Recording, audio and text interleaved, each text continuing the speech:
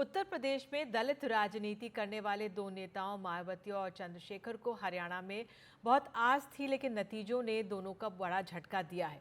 कैसे हरियाणा से यूपी की दलित राजनीति प्रभावित हुई है, देखिए रणवीर सिंह की एक और स्पेशल रिपोर्ट। हरियाणा में न मायावती की माया चली और न चंद्रशेखर की पुकार काम आई। दोनों को जनता ने बैरंग लौटा दिया। मायावती ने आईएनएलडी के साथ तालमेल कर चुनाव लड़ा, जबकि चंद्रशेखर ने जेजेपी के साथ तालमेल किया। लेकिन नतीजे आए तो 37 सीटों पर चुनाव लड़ने वाली बीएसपी का खाता भी नहीं खुल पाया। वहीं 53 सीटों पर लड़ी आईएनएलडी को 2 सीटें मिली। आज़ाद समाज पार्टी ने 20 सीटों पर चुनाव लड़ा, जेजेपी ने 70 पर, लेकिन दोनों को एक भी सीट नसीब नहीं हुई। नतीजों के बाद जहां चंद्रशेखर ने अपनी कमी स्वीकार की, वहीं मायावती ने हार का ठीकरा सहयोगी दल पर फोड़ दिया।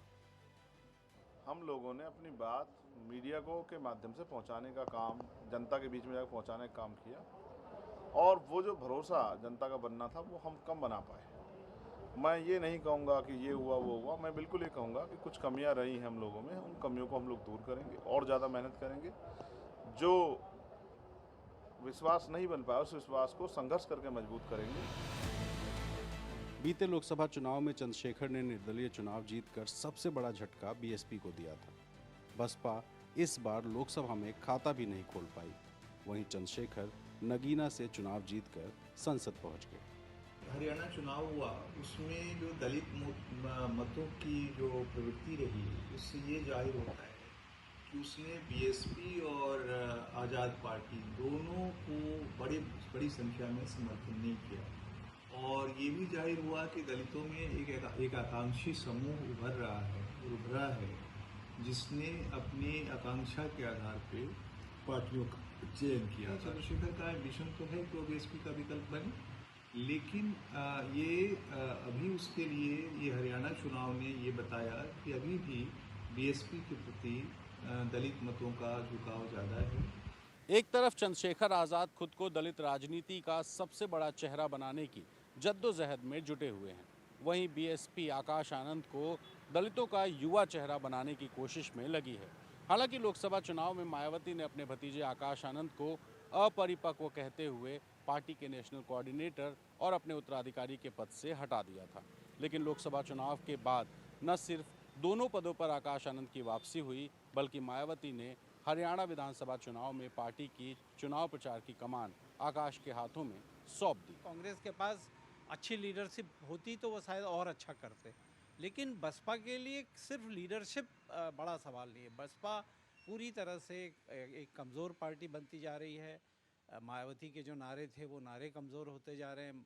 इस बार भी वहाँ मायावती ने नारा दिया था कि वोट हमारा राज तुम्हारा नहीं चलेगा। ये एक पुराना नारा है, लेकिन इस बार हरियाणा में मतदाताओं ने कहा कि वोट हमारा नोट तुम्हारा ये भी नहीं चलेगा। दलित मतदाताओं ने कहा। तो कहीं न कहीं बसपा का जो नारा है, बसपा की जो अपील है, वो कमज़ोर हो रही है। लोकसभा चुनाव के बाद असल लड़ाई आकाश और चंद्रशेखर में दलित युवा चेहरा बनने की है। फिलहाल हरियाणा से तो दोनों को कुछ भी हासिल नहीं हुआ, लेकिन क्या यूपी के उपचुनाव में ये हो सकता है? इसका जवाब दिया प्रोफेसर रविकांत ने। चंद्रशेखर के चुनाव जीतने के बाद और आकाश आनंद के फिर से नेशनल कोऑर्डिनेटर बनने के बाद पहला चुनाव होगा, और उत्तर प्रदेश में, जहां पे दलित राजनीति में आज दो नौजवानों के बीच संघर्ष की जहां तक बात है, मुझे लगता है ये पहला परीक्षा होगी उनकी।